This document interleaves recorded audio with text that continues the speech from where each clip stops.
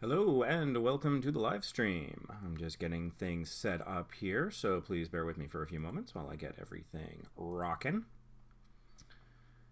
Not yet in chat, so... Oh, okay, that is working. It's my second time going live on this new computer, so I'm still figuring all the things out. But it seems to be working better this time than last time.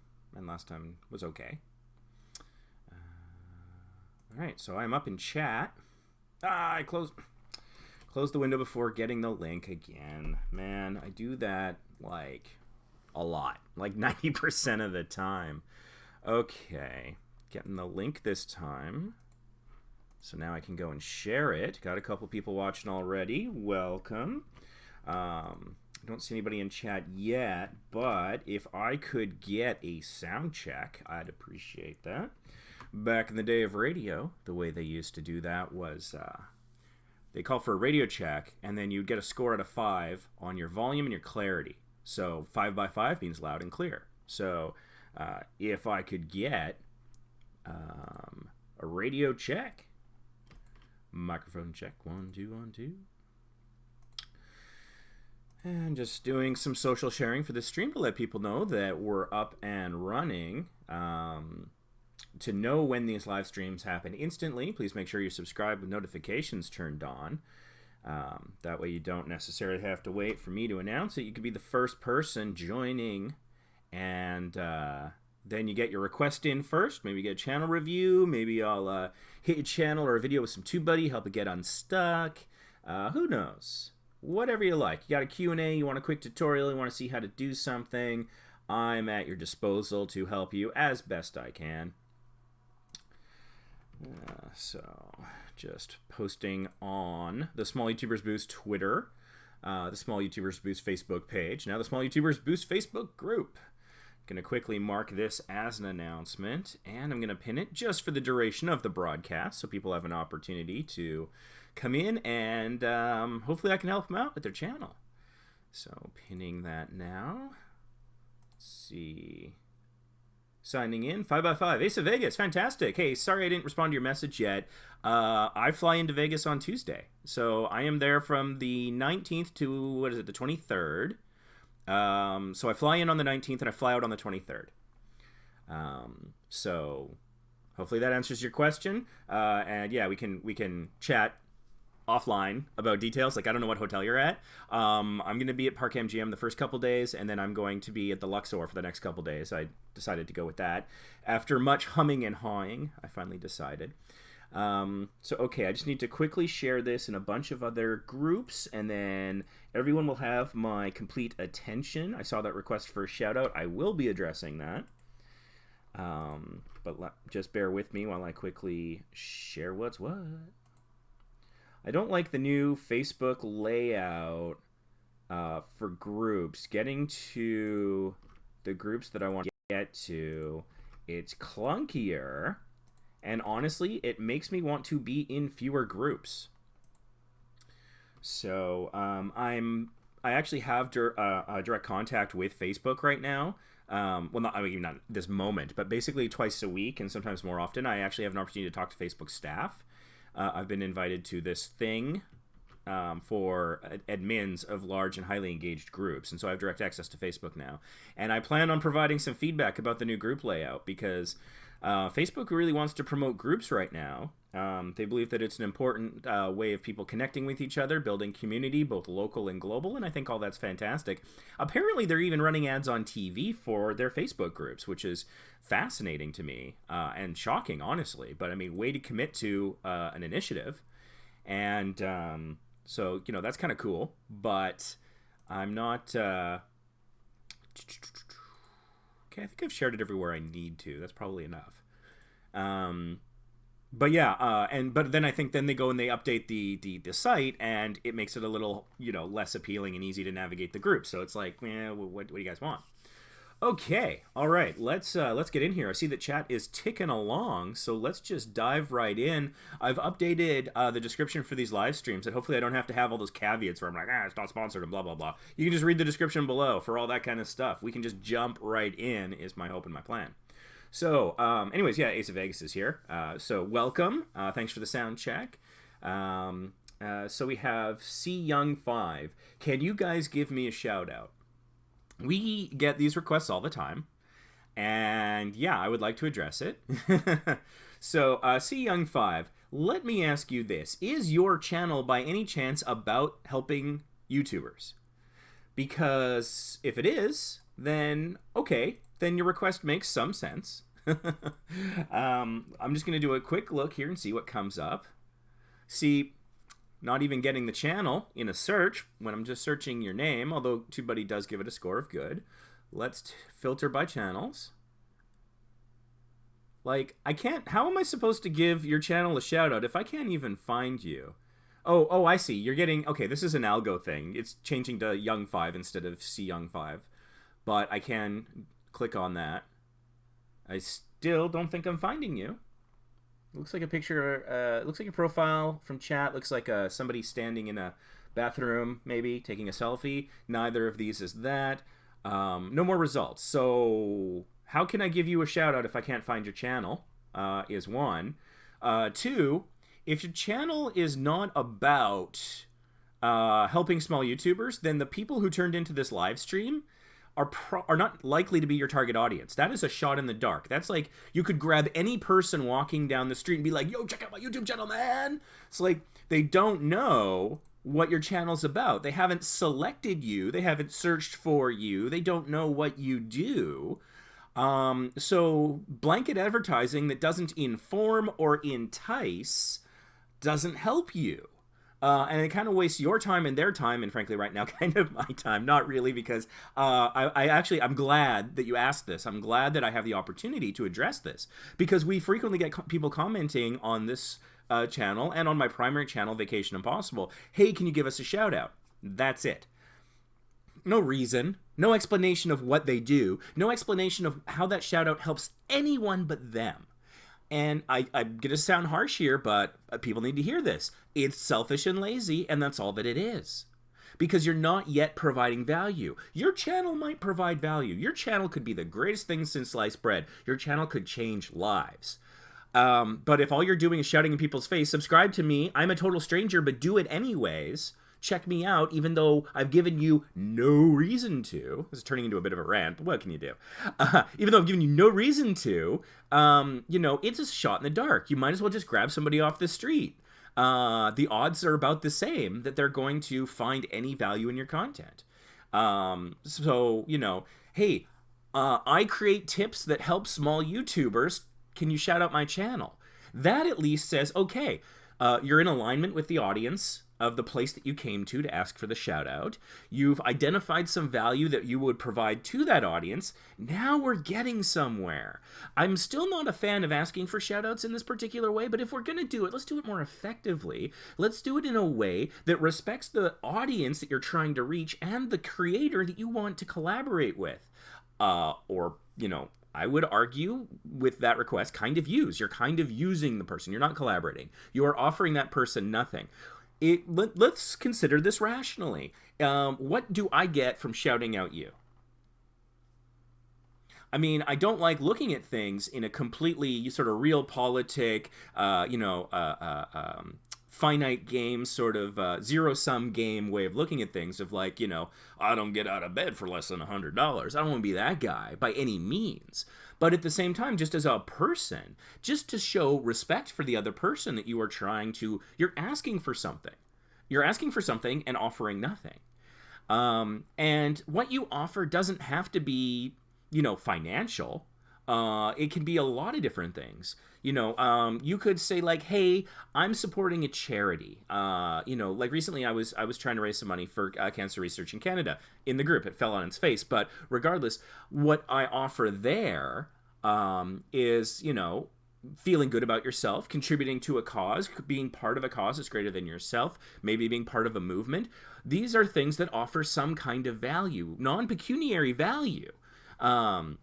Although there's some as well, because, you know, depending on the charity you donate to and the tax regulations, you could get a break on your taxes. So you could get some of that back. for example, in Canada, generally speaking, depending on your tax bracket, if you donate to charity, you get 25% of that deducted against your taxes. So really, if I give you $100, I'm really only paying $75 because I will get $25 back against my tax liability. So provide value of some kind. You know, the easiest, laziest way to do that, you could say something like, "Oh, I'll shout you out if you shout me out."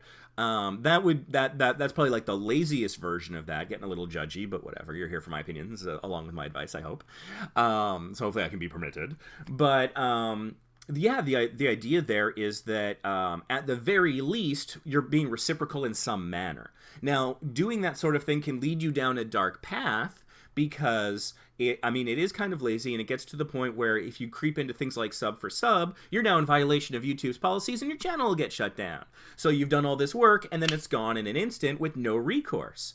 So obviously don't sub for sub. Want to plug that every opportunity I can because that drives me nuts. So you shout me out, I shout you out. That's like the tiniest step up from just shout me out, bro.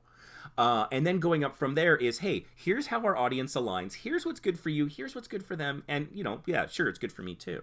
Try to create a win-win-win. You know, we here create a win-win situation, but you want like a triple win.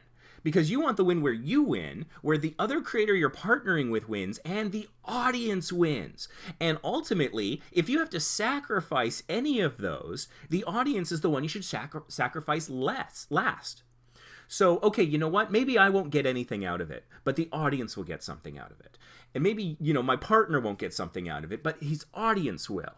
If the audience is being served, then in turn, the creator gets served eventually. I mean, you could look at it as a moral thing of like, it's more correct to be, you know, generous with my time and helping an audience. Like, here I am. This channel's not monetized. This video's not sponsored. I don't have super chat. I don't get any benefit out of this other than I like doing it. It aligns with, I believe, that YouTube should be more democratized than it is. And so this is me expressing that. And so I get a sense of fulfillment out of that. And, and I enjoy the chat. I enjoy the interactions. So, like, that's my reward, if you were to look at it that way. So, yeah, I mean, so you could be, you know, just saying, you're generous and you're giving to your time to your audience, which is fine. Or you could look at it as sort of a longer game where if I give value to my audience, if I respect them, if I donate my time to the audience, it will eventually come back to me in a karmic sort of way or in a business ROI sort of way. You could look at the return of the investment being, okay, maybe people will subscribe, maybe I'll get the watch time, maybe one day this channel will be monetized. But you can't expect an immediate tit for tat. This is not transactional. This is not, I do for you, you give to me immediately, and I can count the pennies that I made off of that. If you're a small YouTuber, that narrow focus of immediate ROI, it very rarely works for someone, and when it does, the value you provide has to be huge for that to work. For most of us who feel this is like a creative, artistic endeavor, or a calling, a cause, or just fun, a hobby, all of those motivational things, I think that it's going to have a growth pattern. And the growth pattern that goes with that is going to be, you are going to have to give. You're going to have to pour your heart and soul, your time, your energy, and your effort, and your money. I'm sitting here with a microphone that I bought, affiliate link down below. I've affiliate linked my microphone. I'm trying the whole Amazon thing. I've made 0 sales, and I'm like halfway through my 6 months, so I don't think I'm going to make it. But I'm just trying it out, partly so I can learn and share the experience with you guys. But, you know, I bought this microphone. Someone gave me this webcam. I bought this computer. So the equipment that I'm using, I'm paying for this internet connection. So I am investing money into this, what I'm doing right this moment, for no immediate return. And so you have to play this long game. And if you look at it in that sort of way, it can get really frustrating really fast because you don't get those rewards. You know, have I made the money back to pay for the microphone and the computer? And this, I have not. You know, all the equipment and services I'm using right now, if I added up every penny I've ever made off of the internet, I don't think I've paid for. It might come close, but also we're talking about years. So, and a whole variety of different venues, including my other channel, Vacation Impossible, which is monetized, that's earned, for example, about $700 in the last year. Full disclosure. So anyways, what I'm driving at here is that if you are doing this for a purpose, a cause, your own creativity, your own expression, whatever those motivations are that are not dollars and cents, you're going to have a passion. We say have a passion about it. Like your niche should be your passion if at all possible. And there's a lot of reasons for that. If you're passionate about something, it hopefully comes through. I care about this. You can probably tell. It's probably written all over my face and in my voice. But also more than that is that I can't not. I found out, 11 hours ago, 12 hours ago that I was going to have an opportunity to do a live stream. And I'm like, I got to do it. I can't not. This is fun. This is how I express myself creatively. This is my passion, along with many others, sort of a Renaissance man, if I could say so, in some regards, because like travel and YouTube are two separate components of that. But it's got to be, the act of creating has to be fulfilling on its own. Whether you find an audience, whether you make money, whether you get the views, if you want to have the longevity to stick with it, you got to, like they say, create the content for yourself. What does that mean? Does that mean you're going to sit there and watch your own videos all day long? No. I mean, you can if that does it for you, great. But really, it's because you can't not express yourself in some way, create something. That's how you find fulfillment, and it's part of your personality. It's part of your drive. And so, if that's how you feel, then going, hey, shout me out, bro. What is that doing to fulfill that part of you? Is that doing anything for your passion? Is that doing anything for your cause? The thing that you care about? Is that you expressing yourself really? Like those copy and paste words? I would argue probably not. And so I'm thinking that when I see that, I see that as somebody who is all about the numbers. They just want the audience.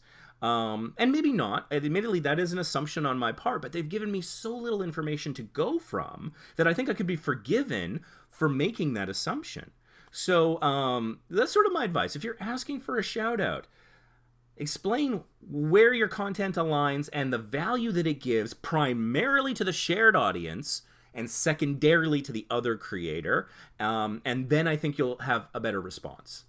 So yeah, I've searched for your channel. I mentioned your name. Was this a shout out? I'm not giving a recommendation because I don't know anything about you. I can't give a recommendation. If I recommended just anyone who asked for no other reason than they asked, my recommendations would be absolutely meaningless.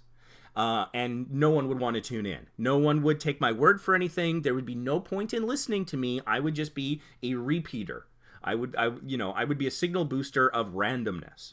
So it would give no value to an audience. The audience disappears, then the value of my shout out disappears. It devalues me, my audience, and the shout out. There's just no point to it. So that was a little ranty. It's a little early to get into the rants in the live stream, but yeah, I kind of wanted to get that out there, and maybe I'll turn this into a clip that people can watch later, and then every time somebody asks for a shout out, I can just be like, watch this and then let's talk. But that's sort of my advice for asking for shout outs. It's nothing that I've ever done. Try to provide value rather than an ask in that way. Okay, let's see what's going on. Oh, actually, okay, it looks like he was in chat still. That's good. We do have a lot of people that come in and be like, shout me out, and then they immediately leave the live stream, so I didn't know if you were watching. It's C space Young 5. Yeah, I think that's what I searched. Oh, no. Oh, there needs to be a space between C and Young. Okay, that's interesting. And now, again, I'm going to have to, you see, it's a difficult name for your channel, and it doesn't tell me anything about it. Actually, my browser seems to be hanging here. Oh, there it goes. Filter by channel. Okay, there it is. U.S. Navy future YouTuber. Okay, well, first off, if you are in the U.S. Navy, I want to say thank you for your service. My best friend was in the Canadian Navy for well over a decade. And so I definitely want to acknowledge that and say thank you and respect that. And actually just thinking about armed services in general and how that relates to YouTube, that does create some challenges because when you are deployed, are you able to create content? People say you got to have an upload schedule, you got to be consistent. And in the back of my mind, I'm always thinking, at a forward operating base in Afghanistan, that's very difficult, you know? And so I worry about people saying like, well, if you're not consistent, you'll never succeed. I'm like, no, I don't think so. There's a lot of different paths to success. Also, when I put the space in there, the TubeBuddy score went up to very good. So, okay. And you were the top result. So had I, known that, I would have found you much more effectively. But anyways, one of the things that people often bring up in the Facebook group, Small YouTubers Boost, Small YouTubers Boost. It's facebook.com/groups/small YouTubers Boost. The link is on the screen here. Is sometimes people say like, oh, you should remove the inactive people. And I will never do that. Not ever. And part of that is because for people in the armed forces who are risking their lives to defend our freedom, they might have to go dark for extended periods of time. Just because they could be without internet access. Maybe they have to go dark in the more traditional military sense, whatever that is. So lurkers will always be welcome. And we do not require people to be active at any particular time. In our Facebook group, our engagement rate has always been above 55%, which means that more than half of the people will come to the group and do something at least once a month. And that's cool. And if that number's higher, great. If it goes lower, I'm not changing that policy. We are not going to remove people for being inactive for that particular reason. And I could go on a rant about when the Xbox One launched and their whole thing with internet connectivity, but that's a conversation for another time. Let me just see what other comments he had quickly here. Okay, thank you. What's a review? That's how to define a review. Well, in the context of this live stream, a channel review would be when I go and I look at your channel, and in this context, it would be I try to give you advice on how to do it better. Calling it a review is almost misleading. It's kind of like a consultation, to be honest with you, or an analysis or advice or action items. But oftentimes a review is somebody looks at something, absorbs it, and provides their opinion about what's good and bad. Well, I'm doing a game channel, but when I come back from the Navy, I'm vlogging what I'm doing in the Navy and about basic training. Okay, that's cool. I think the challenge there is you're trying to attack two separate niches simultaneously, and the algorithm doesn't do well when people do that. It gets confused. The algorithm presents your content in search and recommended and the homepage more when it has confidence that it knows what you're about. And so the more narrow your niche and the more consistent you are in content subject matter, the more confident the algorithm is, it promotes you more and it does a bit better. And people in chat are saying thank you for your service. Thank you, chat. That's great. I appreciate that. So anyways, so you can, if there's a way to tie them in together, like how your naval experience relates to specific games, that might be able to merge the two a bit better, and that might help you a bit with the algorithm. You may want to consider having two channels, or you might just want to do those two things on your channel, and that's fine. It's just if you do two very distinct niches on the same channel, don't expect the algorithm to help you as much as it would otherwise. Sort of a fair warning there.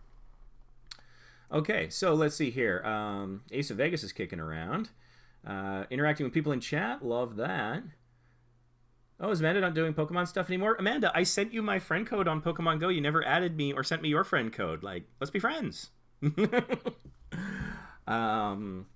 see here. Also, I think Amanda started a Facebook group, and I've had a pending post there for weeks. Let's see here. What else? Oh, Sword and Shield. Yeah, apparently there's a thing where in 3 Canadian cities they're going to be projecting giant Pokemon into the sky, and I'm in Vancouver, and Vancouver's apparently one of those cities, so yeah, I'm going to be looking out for that. I play Pokemon Go, but that is the extent of my Pokemoning. I've never played it on anything else. I don't honestly have interest in playing it on anything else, but the idea of them projecting a giant Pokemon into the sky could be awesome. I just hope they choose a cute one instead of a terrifying one, because then like small children are going to freak out, and we don't need that. As, you know, as parents, as people, whatever. Oh, okay. I see. Ace of Vegas actually did take a quick look at Seyoung5's channel and said that looking at the channel, he didn't really know what it was about.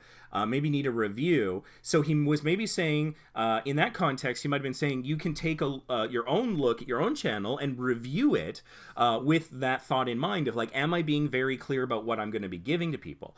Or he might have been suggesting you ask me for a review. I don't know. But I think that's probably what he's referring to there. Or channel reviews, checking your channel for things to improve so your channel shouts itself out.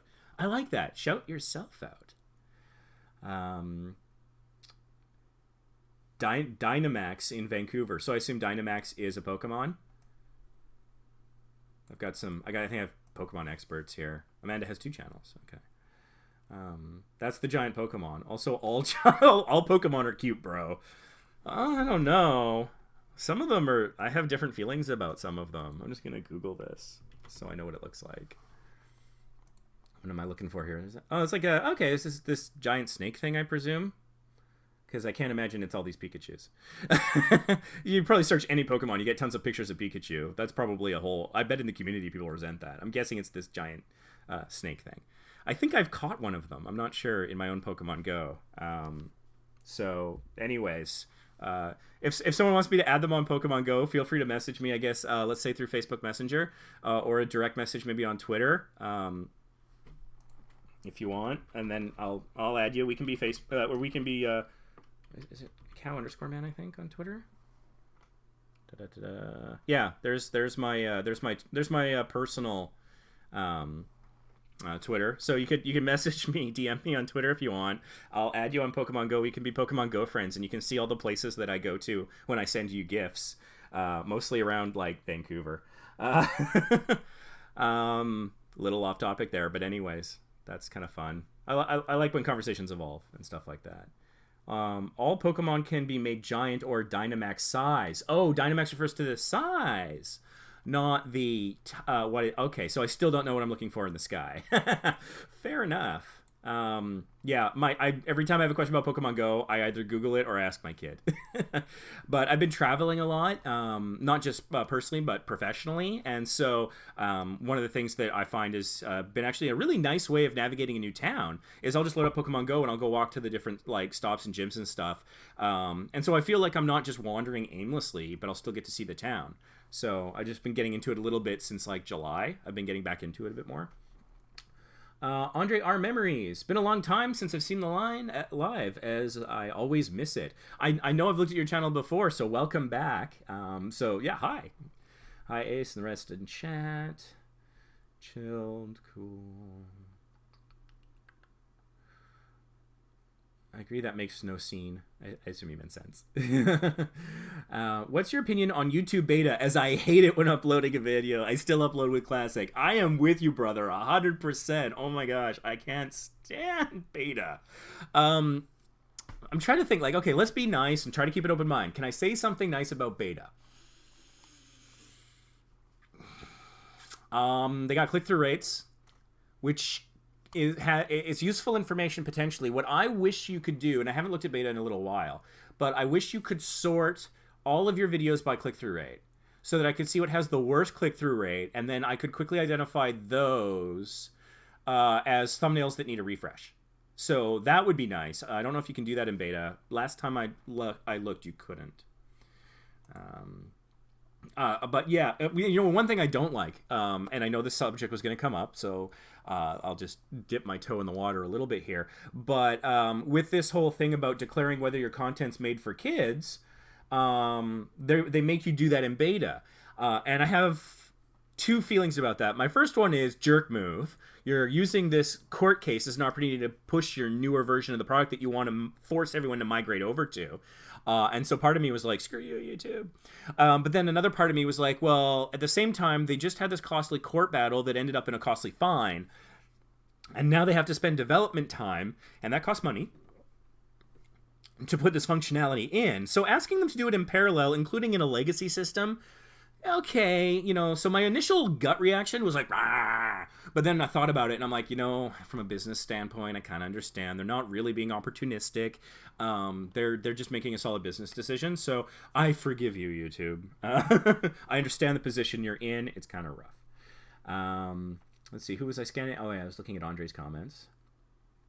But I still love Classic, and honestly, I don't think that it is me being stuck in my ways. I think the layout is better because as web design pushes more towards mobile, and it's getting a little ranty, but it makes everything so giant because it's for my big fat thumbs on my tiny little screen on my phone, which in a mobile version I appreciate, but when I'm on a desktop, I like having a lot of information in one screen.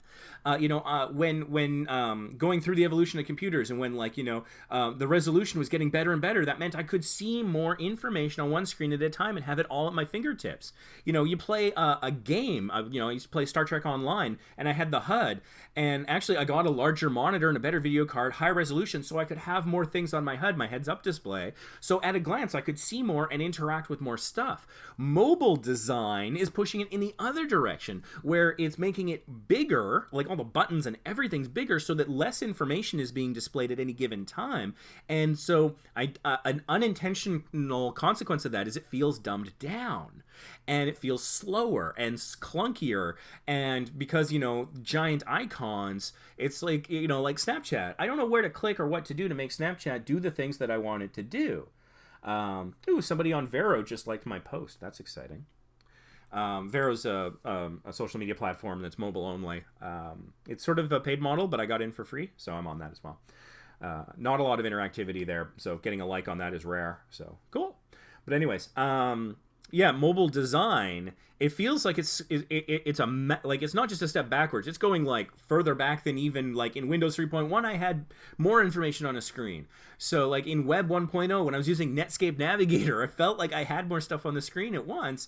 And so now it's like, oh, I have to scroll forever, or like I'm on a website and I'm using a keyboard and a mouse, I'm trying to navigate and I'm having trouble finding my way around, and then I'm like, oh, wait a minute.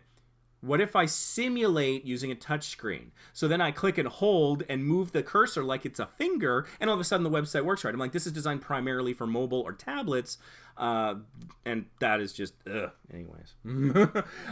And so I feel like Studio Beta is moving more in that design direction, which philosophically I'm not a fan of. I like doing YouTube stuff on a desktop. I like the ergonomics of it. I've got my my blue snowball microphone with my pop filter, my big screen, my webcam, my sound system, my strong brand new computer with like multiple hard drives, strong video. Well, actually, it's not that great a video card, but it's okay.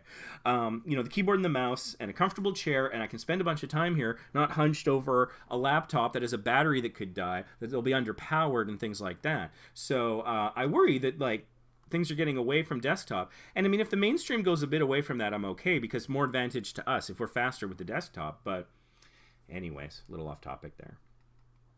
And yeah, Classic does feel complete. They rolled out beta when like 3 things were working initially. And then like they kept adding stuff, and they expect like with everything else with YouTube that we have to do, that we're supposed to be keeping track of, oh, now this is in beta too. It's like it wasn't a complete product. And so that rollout, not great. Let's see. Well, I just uploaded a vid on Classic and then just went to change it on beta, but overall settings not for kids, so don't really have to go there. And it was just for a check. I should do that because I have uploaded one video since I declared that my channel was not for kids. Not primarily targeting kids, I should say. I mean, it's fair for all ages, but that's not the primary audience, and I think that's what that boils down to, is primary audience. And so, yeah, hopefully setting up the channel, I don't need to go check each individual video, but I understand why people are nervous. Talks of a $42,000 fine, although I can't imagine that that would have any weight in Canada, but nevertheless, that's anxiety. And I have some mixed feelings about that because, yeah, I see that as just one more potential barrier to the democratization, the further re-democratization of YouTube, I would argue. It's because now people are terrified of that, and that's holding them back. And that's another thing they got to learn and understand. And so it just increases the complexity. I understand why it happened. I get it. I'm just not a fan. Because also, like, I'm a relatively smart guy, I like to think. I have an honors degree. I've been doing YouTube for over a decade now. I know some stuff about this, and it was really hard for me to understand and follow the articles and information they put out. And I still feel like 80% confident. I feel like 20% I'm taking a guess that I understand what they mean, but clarity is a little lacking. But I haven't really dived into it. I haven't spent a lot of time on it. All right, so let's see. Who else is here? Matt is Right Life is in the house. What's up? Started a new channel. It's all about my cat, Demon, and his funny stuff. Hey, cat videos do well. It's called Demon's Magic. That's kind of cool. I like that. What else is going on in chat here? Don't see anything else from Amanda. Who else we got kicking around?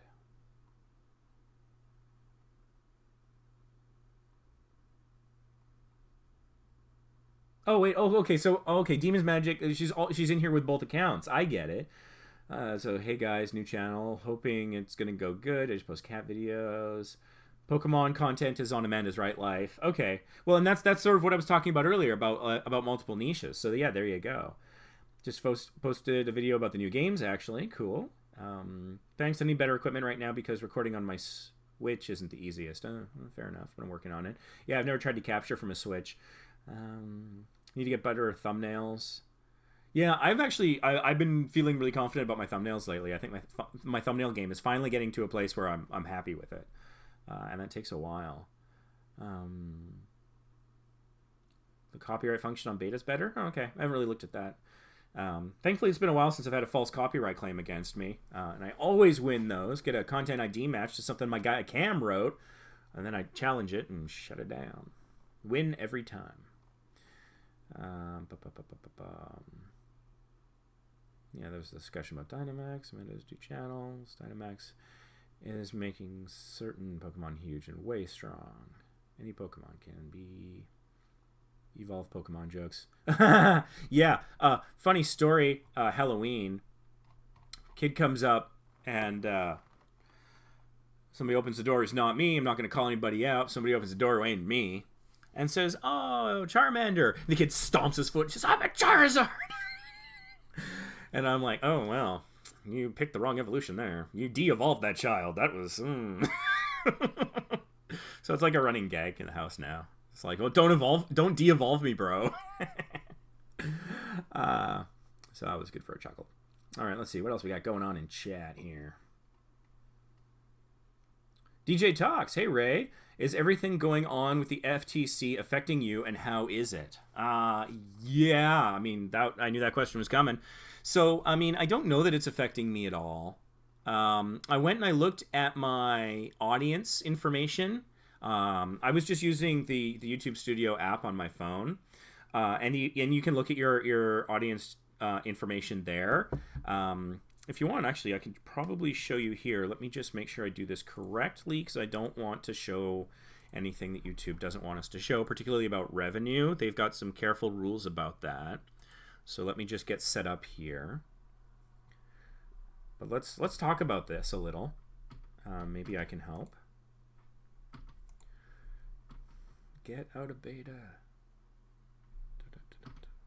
Analytics, I think, is what I want. Yeah, stay on classic, for the love of God. Stop it. And demographics. Okay, there we go. Let's copy that link over to the window that I am actually sharing, because that bypasses displaying any revenue stuff. It's the ad rates that they don't want people to share.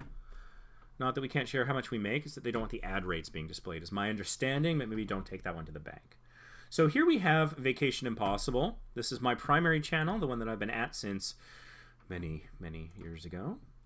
And so you can see here that I have in the last 28 days, virtually no audience under the age of 18.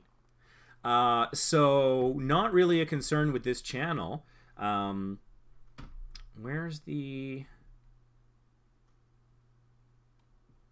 Oh, up here, right, of course. Let's switch to lifetime. Let's see if I've ever had an audience like that. Not really. Not appreciably. 0.0% in both genders for ages 13 to 17. So I do not I do not appeal to the kids, apparently. So yeah, and then getting into 18-24 plus is where I start to have my audience. You'll see my bread and butter is between 25 and 44 years old, with also a healthy dose of 45 to 54. If you've never looked at this, you really oughta. It's good to understand your audience. How you use that information is entirely up to you. People say like, "Oh, I don't want to know my audience because I'm not going to tailor my content." I was like, well, that's fine, but like, you don't have to tailor your content. But you know, make conscious choices. Make a choice not to tailor your content. Don't do it in ignorance. Would be my advice, my recommendation. Because this can be somewhat helpful. So for example, when I make a video, I do travel videos, I do a lot of cruise videos, and cruise ships often have things for kids, right?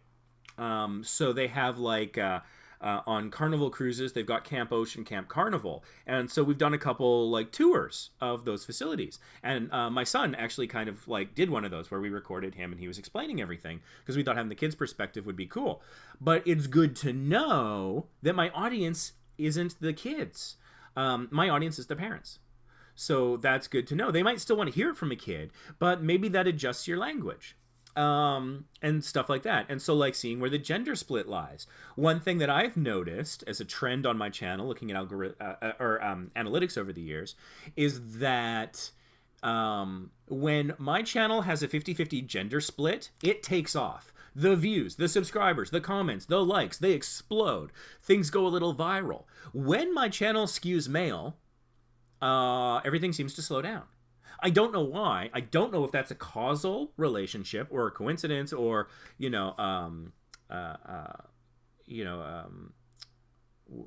like there's a third thing in between them that's affecting it or something. I don't know what that is, but I do know that a sign of my channel being healthy is a 50-50 gender split, which is kind of cool.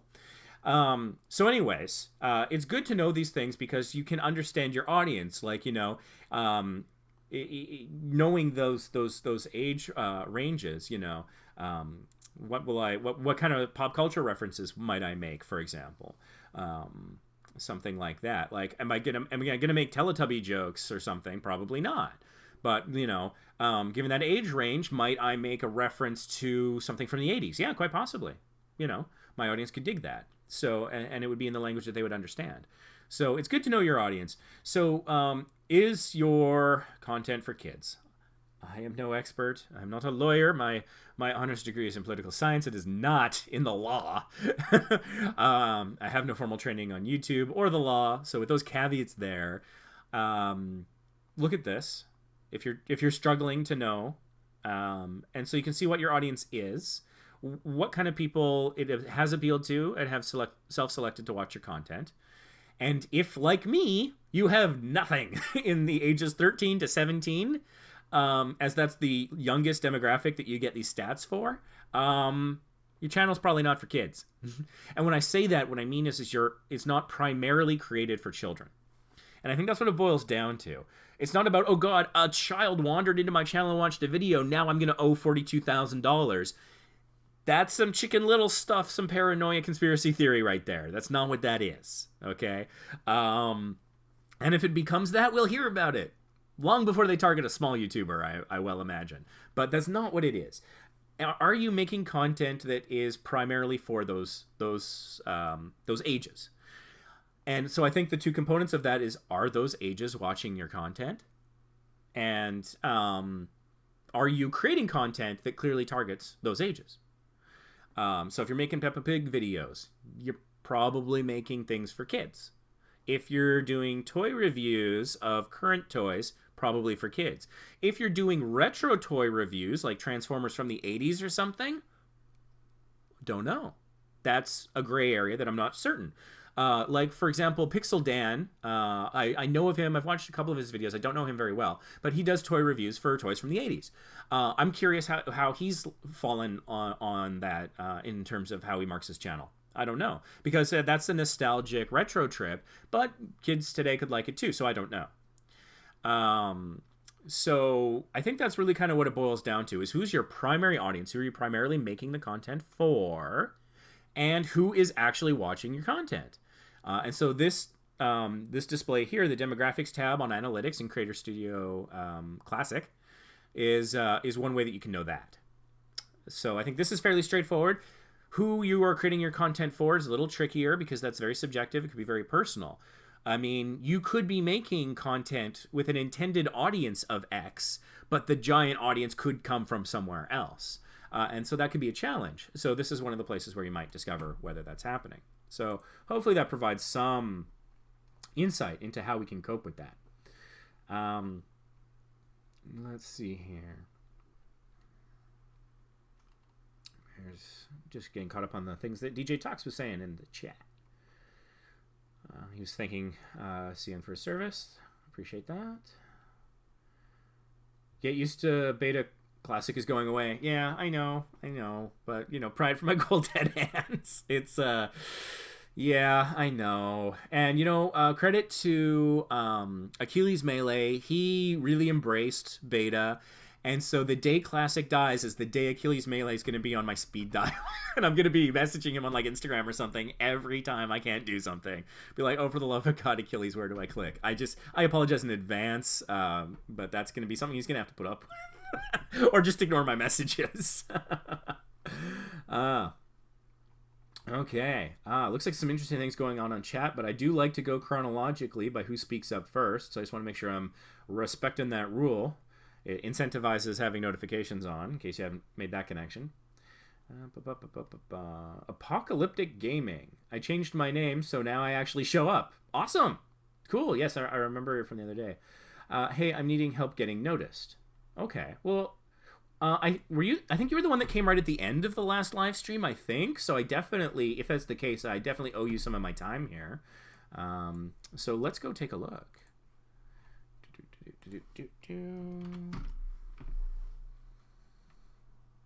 Are you the flaming banana? Because that flaming banana is awesome.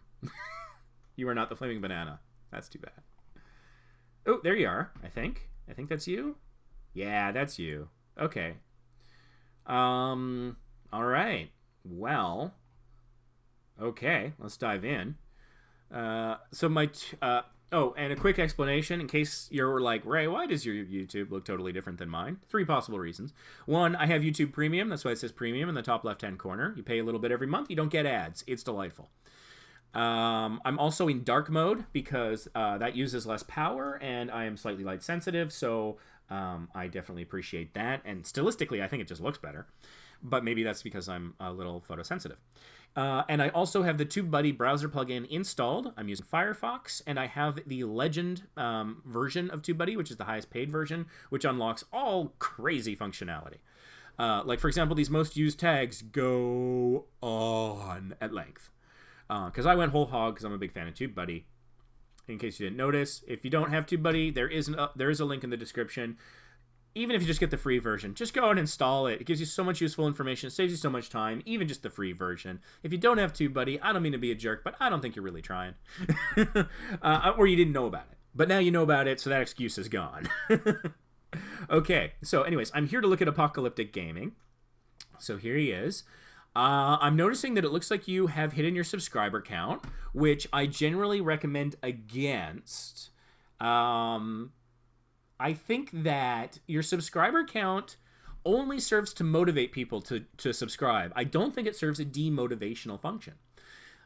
Because if you have a lot of I think it's all positive. I mean, maybe I'm, a little Pollyanna about this. I was going to say Mary Sue, and I'm like, no, that's something else. Maybe a little Pollyanna about this. But if you have a low subscriber count, low being relative, I'm not judging, then somebody might want to support you because they are one of very few, and people like an underdog, and people might want to be coming along for the journey as you grow into success. And people like that. That is an emotionally fulfilling experience for a lot of people. So that is one reason. And if you have a lot of subscribers, if you are Cinemassacre with 3 million subscribers, James Rolfe is super nice, by the way. I've met him. He's a super nice guy. Or, a Pat Contry with 200,000 subscribers, also super, super nice guy. I've met him several times. Big fan. Then people are like, this is the cool club. I want to hang out at the cool club. I have trouble envisioning someone looking at a subscriber count and being like, this guy only has 50 subscribers? Forget that. I just can't. I don't know. Maybe I'm just, I like to think I'm a very positive, happy person. I try to choose happiness and positivity whenever I can. Practice and express gratitude, things like that. I don't picture that. And I think that if it does happen, I would think it's way in the minority. It's definitely not my psychology. I definitely I'm like, hey, I'm one more subscriber supporting this person, and I like to know that I'm counted. When if it's less than 1,000 subscribers and I click subscribe and I see their subscriber count go up by one, I feel kind of good about that. I just realized you can actually see some of the people I'm subscribed to right now. Interesting. I normally try to cover that up. Anyways, so there you go. Shout out for Roberto Blake and Ace of Vegas and Achilles Melee. Comedy Central doesn't need me shouting them out. Neither does Roberto Blake or frankly Ace of Vegas. They're all kicking my butt. But they're awesome. So, there you go. Shout out, subscribe. I like them. Good content. You can learn stuff by watching them, I think. Achilles Melee does gaming, Ace of Vegas does the My Vegas app, and Vegas hotel reviews, but you can learn technical things from them. Like they've got really solid, all three of those have really solid thumbnails, for example. So their thumbnail game is good. Anyways, getting back at this. So that's part of the challenge. The text is a little hard to read, but with the name, you're a little limited. It doesn't look totally centered, which is odd. It looks slightly off to the left, only slightly. But what I would say is, I know you don't have a lot of room there, but try to make apocalyptic a little bigger if you can, slightly more centered. You could probably make gaming much bigger because it's a shorter word and still kind of fit it in that part of the circle. But the bigger the better, easier to read. The font is okay. I like a blocky or Bebas type font might be more legible, but then it would be less stylistic. So I almost don't recommend switching the font. Just increase it a little bit. If you have trouble centering something in Photoshop, for text you want to align the text itself center, and then when you're selecting the text layer, press Control A and it selects the whole thing, and then you will have some align buttons at the top that'll activate, and you can go in and then align something to the center that way. It's a quick trick that took me years to find, and once I found it, it changed my life. It's so awesome. Let me know if you want me to fire up Photoshop. I can show you if you want, but that's not my focus right now. I'm trying to focus on apocalyptic gaming, but I fall victim to shiny nickel syndrome just like everyone else, and I get distracted by interesting things that I get excited about. So anyways, 50 videos is a good content catalog there. I think once you hit 100, 500 videos, just by having a healthy back catalog, I think you'll probably see a growth uptick at those 2 points. Maybe not substantial, but something. And so now we've gotten to the channel description. And I'm gonna rip you a new one here, full disclosure. But it's for your good. It's for your own good. I can't say it'll hurt me more than you. It'll probably no, it probably scared you. No, I'm not gonna be that mean. Your channel description's not good. At least the beginning, because and again, and it's totally understandable. It's totally forgivable. YouTubers, big and small, forget that their channels come up in search results too. We're so focused on ranking and getting people to our videos that we forget our channel as a whole appears in search as well. And so the person who keeps that in mind has an advantage over the person who doesn't. So be that person who does keep it in mind. And so what you're going to want to do in your channel description, in the first 2 sentences, the first 2 lines, is have something that explains what you're about and entices people to check you out. This serves a variety of purposes. So for right now, looking at this, it says follow my Instagram at Apocalyptic Gaming _official. Okay, so that tells me you're on Instagram. And because of your name, I know you do gaming. And so your name is good in that sense. It tells me that you're gaming. That's cool. That is a big win. But looking at that, I'm like, well, are you just using this to promote your Instagram? Am I in the wrong place? Should I just check you out on Instagram? Like, is that where the real party is? If it's so important that you put it at the very top of your description, maybe it's more important than YouTube. Maybe I'm on the wrong platform. I might just open up Instagram, or I might not. Maybe I only like videos, and I'm like, oh, this isn't an Instagram guy. I'm not going to watch that. I'm going to go find something else who's focused on YouTube. That's harsh, but that's something that a potential audience person could be thinking. So let's prevent that. Let's address that. Also, you seem to have like an acronym here, LLOUAI. I don't know what that stands for. I'm a Star Trek geek, so I know LLAP is live long and prosper. I don't even like that acronym, but Nimoy did it, and so, RIP, and I will, not say another critical word about that. But I don't know what that stands for. Or is it part of the username? I don't know. Is it an inside joke? Couldn't tell you. Don't really know. So what I would do is you can keep that in your description. I'm not saying don't have it, although I might a little bit later. But I'm saying it shouldn't be first. It shouldn't be at the beginning. These are critical characters. They get truncated. Look at the next result here. It's a video with nearly 2 million views. And it tells you, it mentions some games by name. And you'll see that there's those 3 dots, the ellipses, I think they're called. The ... is where it's being truncated. It's being cut off. It's telling you that there is more to read. Since you don't have the 3 dots, I think this is the entirety of your description. Not good. It can be better. But that means that could be a quick and easy win. You do it once and just set it and kind of forget it. It should be fine unless the nature of your channel drastically changes over time. So spend the time, do it once properly, and then let it work for you while you work on other things. So what I recommend is mentioning what kind of gaming you're about. Are you about the entirety of gaming? Do you do videos on the Vectrex? Or is it just the PS4? Gaming is in a huge category. A third of all of YouTube is gaming. So you've narrowed what you're doing down to a third of YouTube. That is still huge. So let's narrow it down more if we can. Do you do action games? Apocalyptic gaming makes me think maybe. Maybe you only play post-apocalyptic horror games. I don't know. The more you niche down, the more the algorithm loves you. I'm not saying you have to. I'm just saying that that's a consequence of that. So the broader your niche, the more you struggle in the algorithm. It's just the way it is. So again, make that choice knowingly. I'm not telling you what to choose. Just make a choice with information. So that having been said, if you only do a genre or a platform or a time frame, then that is good to mention early on. I am a Nintendo fanboy. I like retro and modern Nintendo games. I also have a PS2 and a PS3, so in the PS2-3 era, I also enjoy content. If this is an Xbox channel, I'm not into it. I'm not that interested. I like Red vs. Blue, and that's the end of my Xbox interest. Nothing against that platform. It's just my personal taste and what I've been exposed to in my life. I don't have nostalgia for something I've never played. So but if you are all about, Nintendo games from, the NES to the Switch, then I'm like, I might check that out. Okay. But gaming is so broad, and there's so many of them.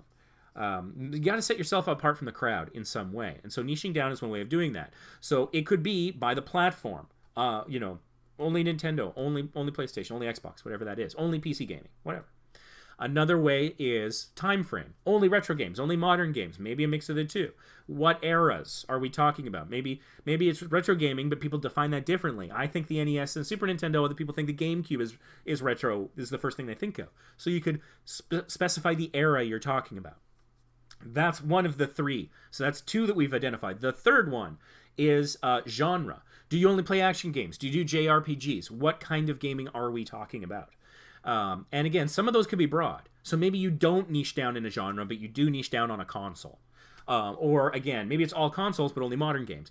However that matrix lines up, say it early, is my advice. Mentioning specific platforms and games also helps you with SEO, that's search engine optimization.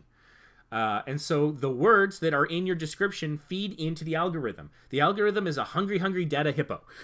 So let's feed it lots of data that is consistent and lines up so it knows with high confidence what our content is about, and we'll share it with the world. And so if you can, one of the tricks that I recommend, and again, this advice, I'm talking about apocalyptic gaming, it's a tongue twister, but these tips can apply to a vast majority of channels. But one of the things that I recommend people do is look at what their most popular videos are, or look at what the search terms are that drive tons of traffic, and put reference to that in your description, so you can further increase these search terms that you're probably already competitive in. Get more competitive on it. Do better on it by also having it in your channel description. You can follow the rule of 3. So, for example, on Vacation Impossible, our top 3 videos is James Darren, How to Dress for Alaska, and I don't know, something about Carnival Cruises. I'm not sure. The number 3 spot is competitive right now. It swaps out from time to time. It might be Grand Canyon. I'm not sure. So how can I put that into my description? I could follow the rule of 3 in a simple sentence. Don't keyword pack. Don't just put words that aren't part of sentences. It has to be a sentence. It has to flow, have logic to it. So I could say, whether we're at a James Darren concert in Vegas, or getting dressed for Alaska, or going to the Grand Canyon, we will show you all of the amazing things about travel and help you save money along the way. Something like that. Put it in a sentence where you use it as a rule of 3 example, and then you've got those keywords, whether it's the title of the video or a meta tag or even just a reference to it in some way. And then that'll further boost the keyword alignment. Keyword alignment, I think I came up with the term. I think. I'm not sure if I picked it up somewhere. But it is where you want the same keyword to be in all of the following places. It should be said. It should be coming out of your mouth in the video at some point. That should be captioned in the video. The word should be in the title. in the description, in the tags, and if you are very lucky, people should be commenting with the keyword as well. And if that keyword also exists in your channel description, and I mean, if you want to go whole hog in your channel name, like that's max keyword alignment.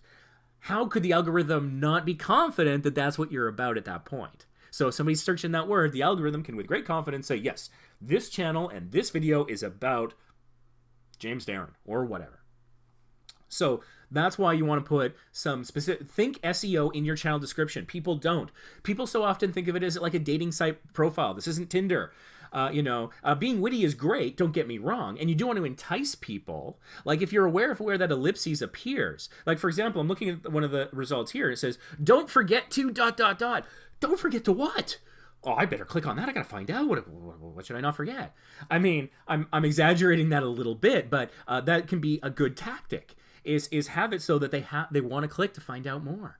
And that's actually a useful tactic in your description of your videos. The top 3 lines appear, and then you got to click to show more. And so maybe show more is where your affiliate links are, your link to your Instagram or whatever else. And so one of the ways you can entice people to click that show more to see more is be aware of where it cuts you off and have it cut you off in a place that people are going to want to know more. That would be a very effective marketing strategy, I think. So I think I've talked enough about the description for now. I will probably get into it a little bit later. But let's go and dive in to the channel. Okay, so here we go. I'm going to start at the top and work my way down. So I have a sip of stale water. Got to plug Vacation Impossible on the mug. All right, shameless self-promotion out of the way. Okay, some interesting things going on here. It's a unique banner. It's pretty cool. It's got sort of like a newsprint kind of style to large chunks of it, which is interesting. The text, I think, is not centered fantastically on the vertical.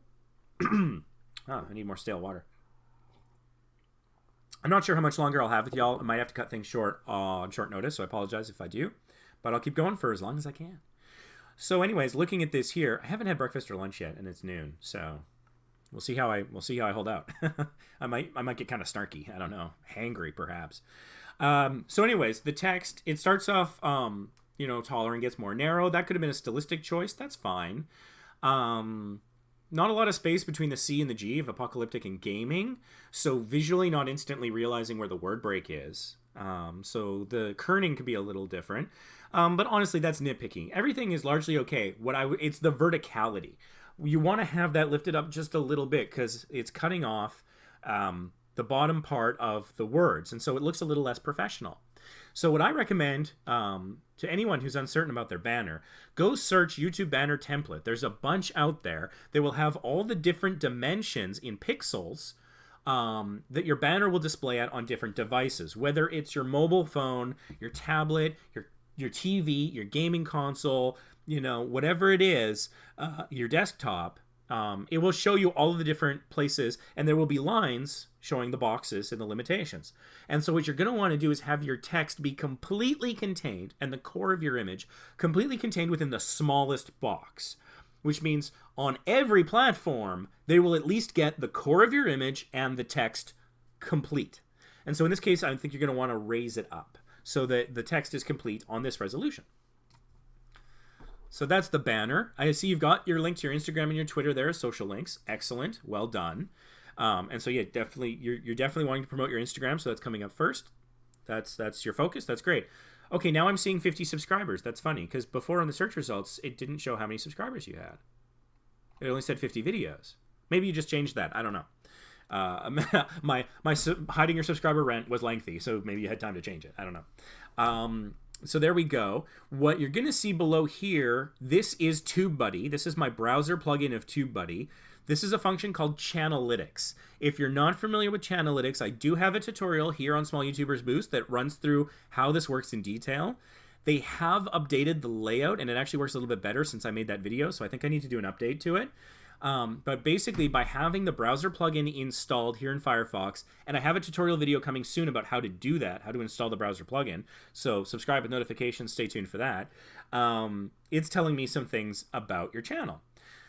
And some things are more useful than others. It tells me how many views you have and how many videos. Oh, that's weird. It says 38 videos. I swear to God. Yeah, it says videos, 50 videos right here. What's going on? But then I go in and it says 38 videos and 50 subscribers. That is bonkers to me. I'm wondering if my browser is having caching issues or something, because I did search for your channel before, I'm pretty sure, in previous live stream. I don't know. That's bonkers. Anyways, it tells me how many views you have across the channel, how many videos you've uploaded.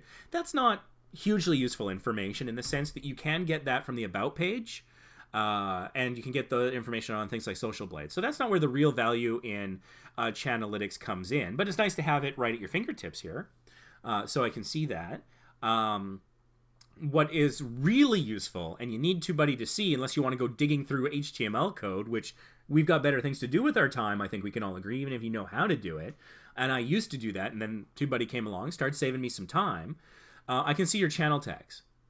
And so right now you only have two. One is gaming and one is channel. So again, this needs some bulking up. At the very least, particularly because we know that your channel name is competitive and other people have it, your channel name should be one of your channel tags as one complete tag. By putting it in quotes or between commas, you can have multiple words as a single keyword, or key phrase might be a better way of putting it. So if you go into your channel settings, the advanced tab, you can put in the keywords there. Right now, you're going after just the keyword gaming and the keyword channel. Not great. Gaming, that's a third of all of YouTube. Super competitive, really hard to get any notice and traction in. Channel. No one is searching the word channel on its own, I guarantee you. And the few people who are, not going to find your stuff. I don't know what they're going to find. It could be anything, but I don't think it's going to be some giant channel. So putting gaming channel together as one keyword is better. But again, look at your most popular videos.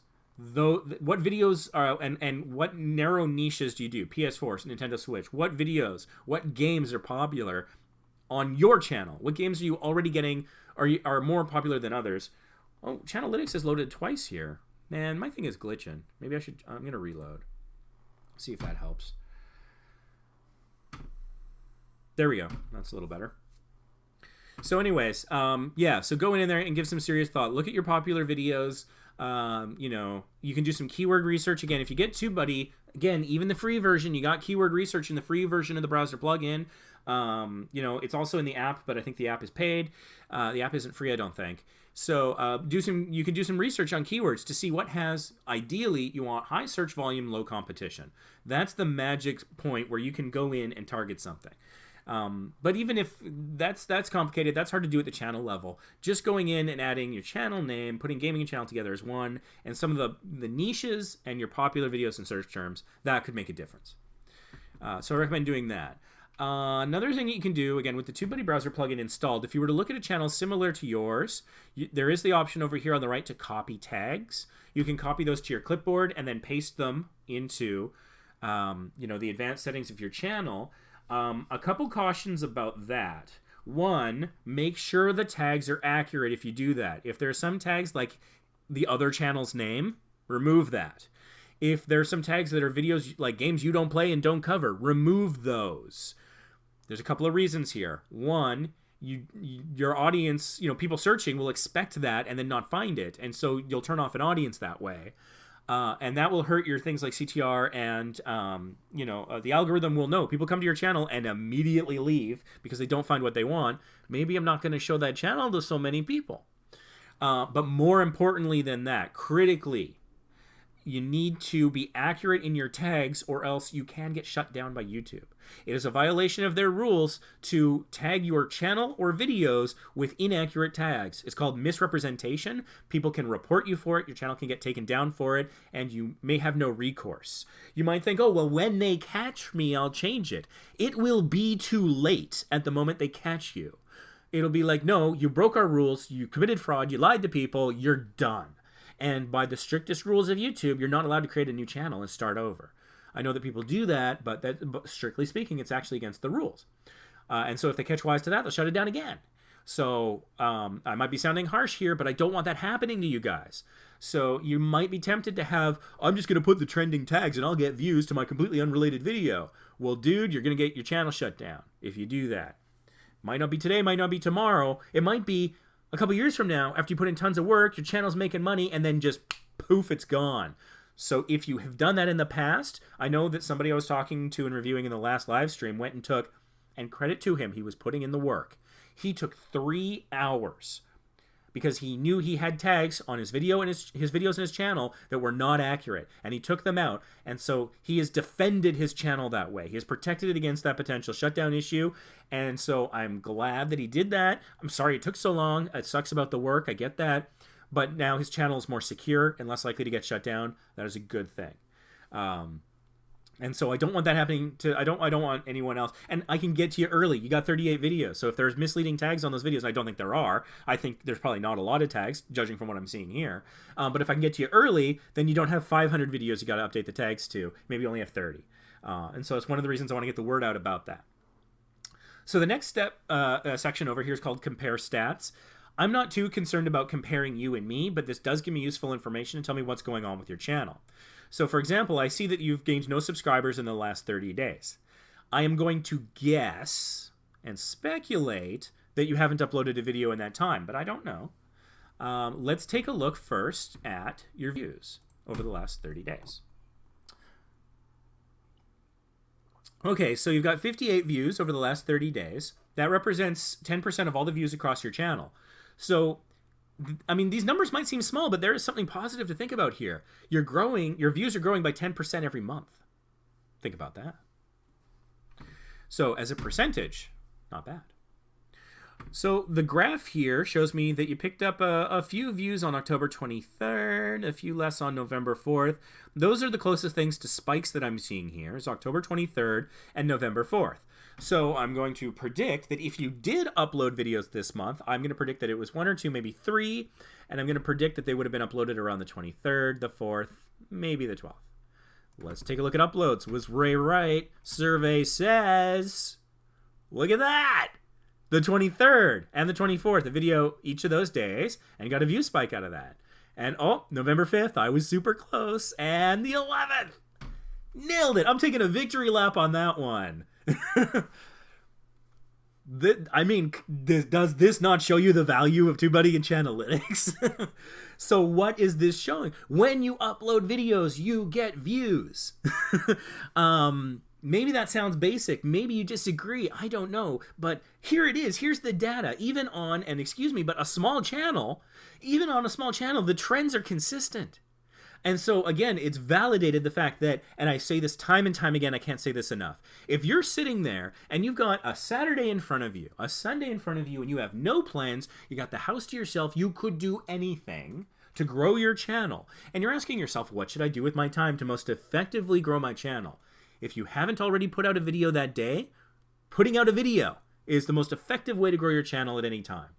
So if you're trying to decide, should I be promoting? Should I be on Reddit? Should I be, whatever? And if your primary goal is to grow your channel, what should I do today? If you can get a video out and you haven't already today, that's what you should do. Nothing grows your channel like a video. Nothing. I mean, other than winning the frickin' lottery of like Jimmy Kimmel tweeting about you or something, something like that, If Barack Obama shouted you out in the middle of a lecture to a university, is that going to happen? Probably not. Do you control it? No. So what out of the things you do control, making a video is one of the biggest things you can do. So there's a direct correlation here. You make a video, you get views. That's nice. It's immediate. It's validation. It's right away. So that's cool. God, I've only put out 5 videos in the last 30 days. I ain't even get my button gear. Doing too many live streams on this channel, I guess. So anyways, there you have it. Make videos. You've got featured channels, and there's a channel there. Well done. That's good. You may want to consider adding 1 or 2 more, but 1 is fine for now. That is good. So let's go down here. We've got uploads. Okay. All right. This is a challenge. Just fair and full disclosure. I could say lovely things. And that wouldn't help you. It's the critical stuff and the advice that I think helps. So you do Fortnite and CSGO. And I mean, not everybody, but everybody does Fortnite, and a lot of people still do CSGO. So you are in an incredibly competitive space, and that's hard. But I mean, hey, Fortnite should go in your channel tag. CSGO should be a channel tag. Absolutely. You do some live streaming. So live streaming, Fortnite live stream Fortnite, live stream Fortnite Season 2. These should be tags that you use either at your channel or your video level. But this is a challenge because everybody, like, if someone were to sit down and say, I feel like watching someone else playing Fortnite today, how are they going to find you? How are you going to stand out against the crowd? People say, oh, I hustle, I work hard, I have great, my editing is elite, whatever. But if they never look at you in the first place, then none of that matters. You could have the most amazing personality, the funniest jokes, the most wonderful voice to listen to. And if no one ever encounters you, it won't matter, unfortunately. I mean, you want to have those things so that when people do encounter you, they fall in love with your channel, subscribe, watch everything, like and comment all the time. Please do that here and on Vacation Impossible. But if you don't get the eyeballs, and that's the thing, is you got to get the eyeballs before you have a chance to impress them. So these thumbnails are screenshots of a game. So again, everybody can have that. So in particular, there's some letterboxing going on. The first 3 thumbnails here, the first 2 have letterboxing on the side. The third one has letterboxing on the top. The inconsistency of the letterboxing tells me that was not intentional. So, although the letterboxing on the first one actually has you slightly, your face cam, I think, slightly out of the game thing. So, that's probably just like, are these custom thumbnails? I don't think they are. They might be. I don't know. But looking at them, I don't know. They could be. So I would consider doing a few things with your thumbnails. An easy thing is, let's say you do want to use a screenshot from the game as your base image, your background image, whatever you want to call it. That's totally fine. Screenshot it. If you have Photoshop, open up Photoshop and go to the vibrance option. And I recommend playing with the vibrance and saturation. Try upping both of them by 25 points. And use the preview tab to see what the before and after looks like. And if the colors look more rich, if the greens look greener, the blue bluer, awesome.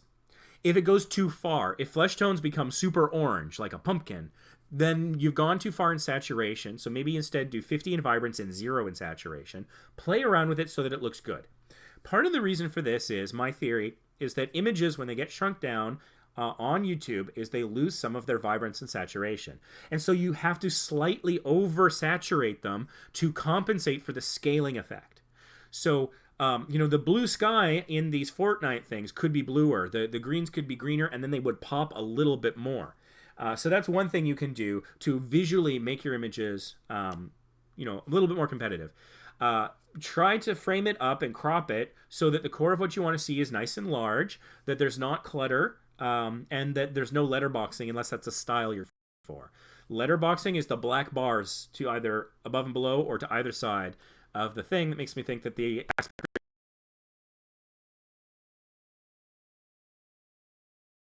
you're trying to do. You could follow Toby Travels and Scott the Waz. Is that a spider?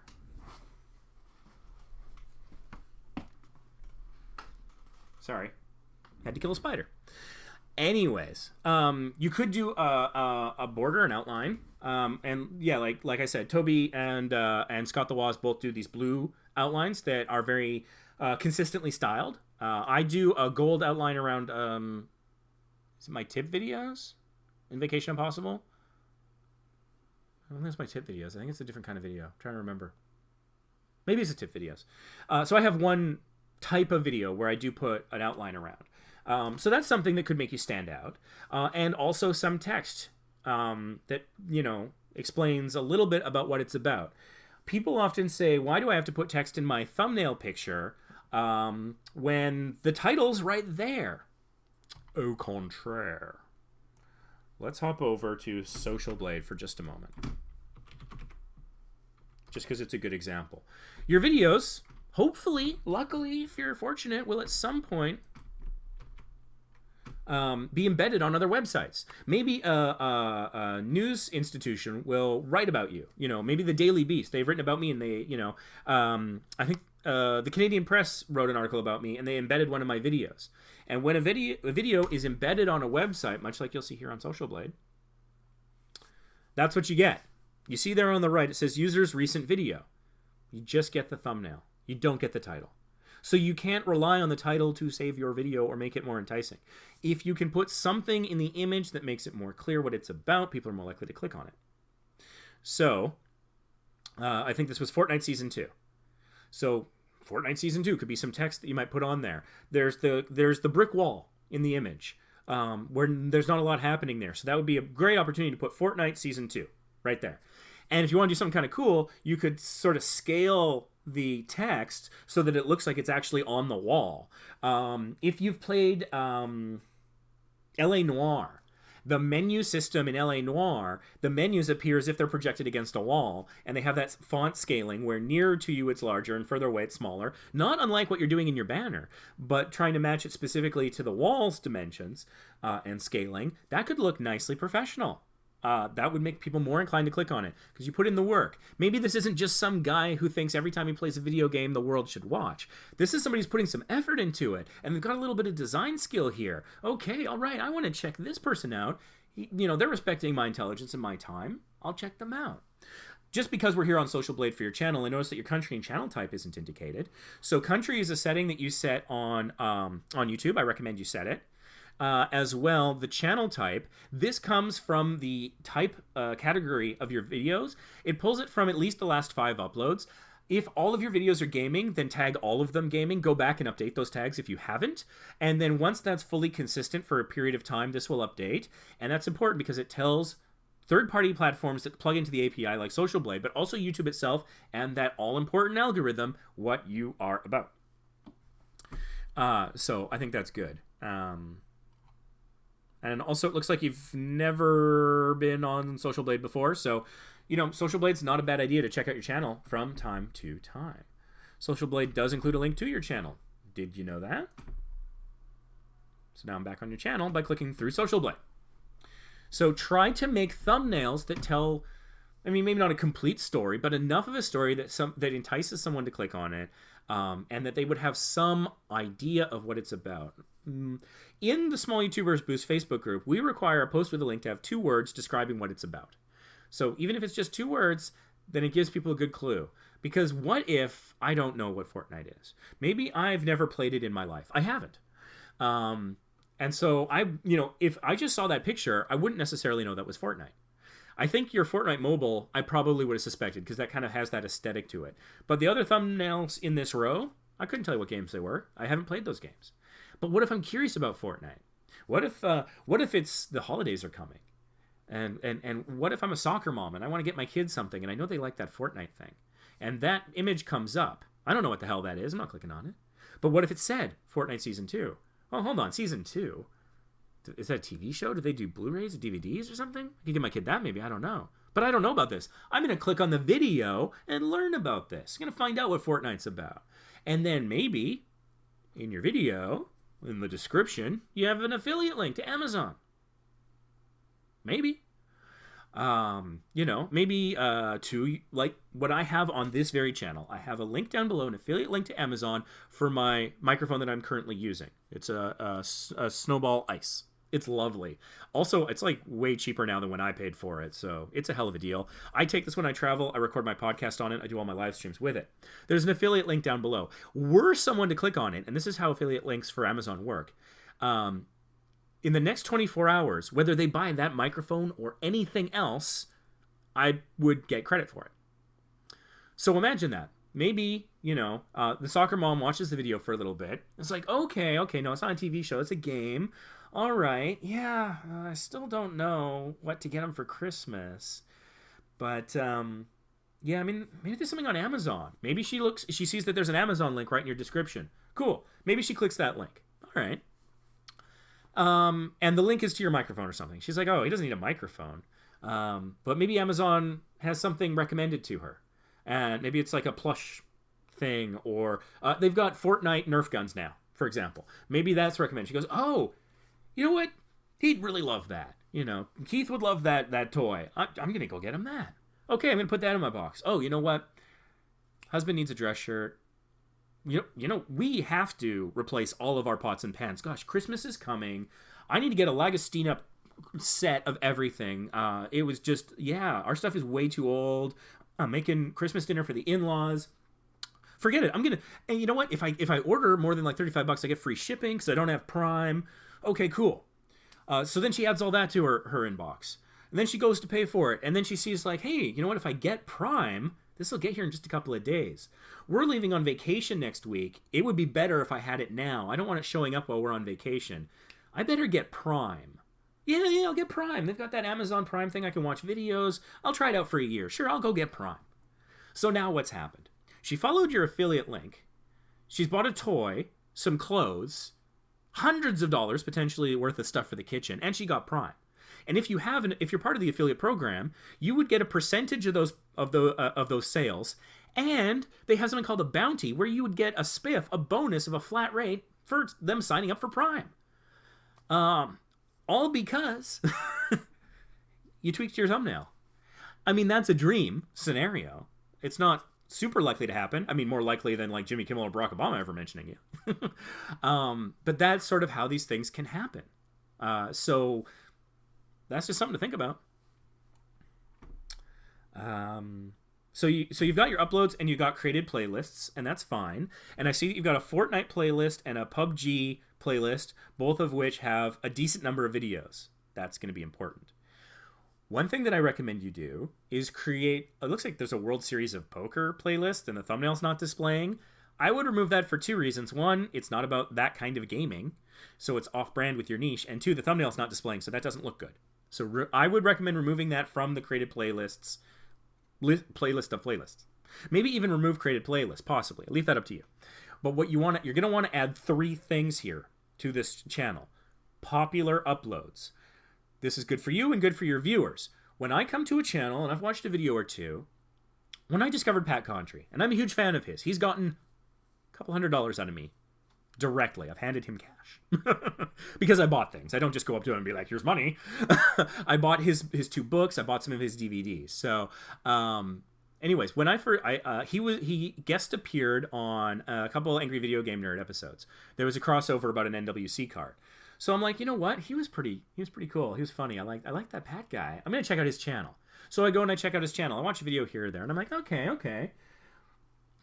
Maybe I want to subscribe. Maybe I don't. Okay, I went to his popular videos. What does he get the most views on? He did a collaboration with Brentalfloss where they did a Bohemian Rhapsody cover, which is awesome. I have the song on my phone now. I like it so much. It's like my second favorite video game song. The first one being Super Mario Land by Brentalfloss and that guy from the UK. Anyways, Balmer? I'm off topic.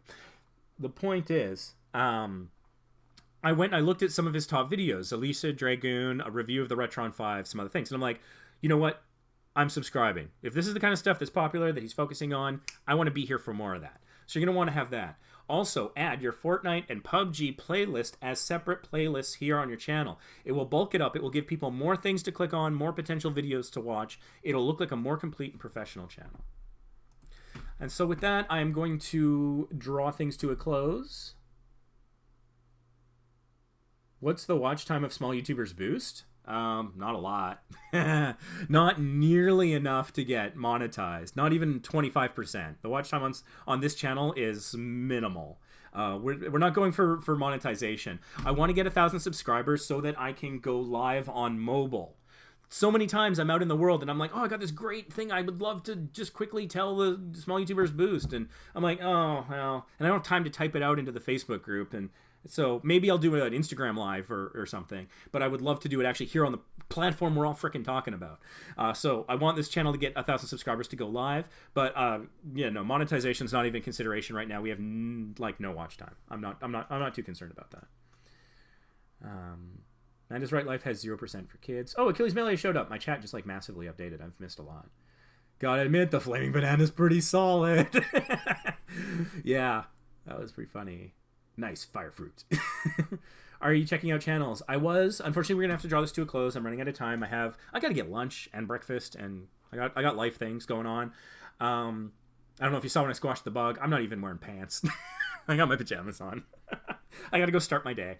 But join us for a future live stream. Subscribe with notifications turned on.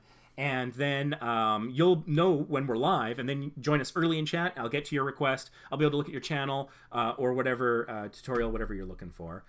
Let's see. Man Rat in the house. How's your day? If that was directed at me, my day just started. I'm pretty hungry, but my day's going okay. Unfortunately, a friend of mine had to put his cat down today. So that was like the first thing I encountered after waking up. So I feel kind of bad about that and for him. So I'll probably reach out to him later. How many videos per week are good to upload? What days are the best? No more than 7 videos per week. As for what days, look at your algorithm, look at your analytics, and they will tell you when people are watching your videos, and try to do it early in those days. For me, I do 10 a.m. on the West Coast as my target time to upload. But yeah. Yeah, consistency and quality over quality and frequency. Depends. It depends if we're talking algorithm or pleasing your audience. A gaming clan. I have no useful information about gaming clans, unfortunately. Stupid Robot Fighting League in the house. One more mukbang. It is coming, possibly next week.